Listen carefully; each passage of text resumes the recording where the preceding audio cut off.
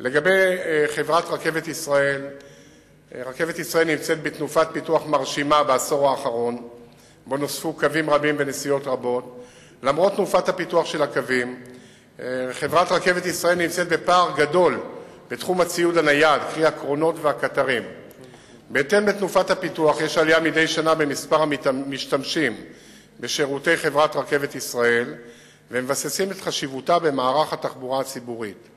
בכל ימות השבוע ובפרט בימי חמישי וראשון קיים עומס רב על כל הקווים, בכל הקווים של חברת רכבת ישראל. העומס בתחילת ובסוף השבוע נובע בעיקר מנסיעה של חיילים רבים לבסיסי צה"ל ומהם.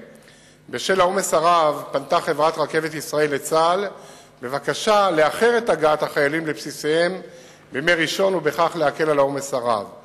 בנוסף, רכשה חברת רכבת ישראל בשנת 2009 קרונות חדשים, כלומר מה זה רכשה? יצאו מכרזים. זה אחד הדברים הראשונים ששתתי את ליבי אליהם, שדווקא במקומות שהרכבת מצליחה, אז איך יכול להיות שעומדים שם או שמורידים חיילים או כל אחד אחר מהקרונות? ואז אמרו לי, אין מספיק קרונות. וזה כבר, הרי להקים תשתית רכבת עולה המון, מיליארדים, מסילות. אבל אם כבר יש תשתית, איך ייתכן שיחסרו קרונות? זה פשוט היה מחדל, ופעלנו והצלחנו, וממש לאחרונה יצאו מכרזים לתוספת משמעותית של קרונות וציוד נייד אחר וקטרים. הם אמורים להגדיל את מספר מקומות הישיבה בתשתית הקיימת בכ-15%. זה לא מעט, 15%. כמובן שזה עדיין לא יהיה מספיק.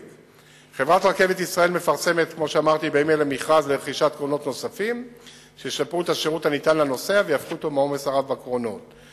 תנופת הפיתוח של הרכבות תימשך גם בשנים הקרובות. בד בבד תמשיך חברת רכבת ישראל בהגדלת הצי הנייד, הציוד הנייד שבא על מנת לעמוד בביקושים שילכו ויגברו. אנחנו בקרוב עומדים לקבל בממשלה החלטה על תוספת של מסילות רכבת וכבישים. במקרה הזה מסילות הרכבת, המטרה היא לחבר, לאחד וליצור שוויון במדינת ישראל, מהדרום ועד הצפון, מהנגב ועד הגליל ועד המרכז, דבר שיש לו חשיבות לאומית, כלכלית וחברתית.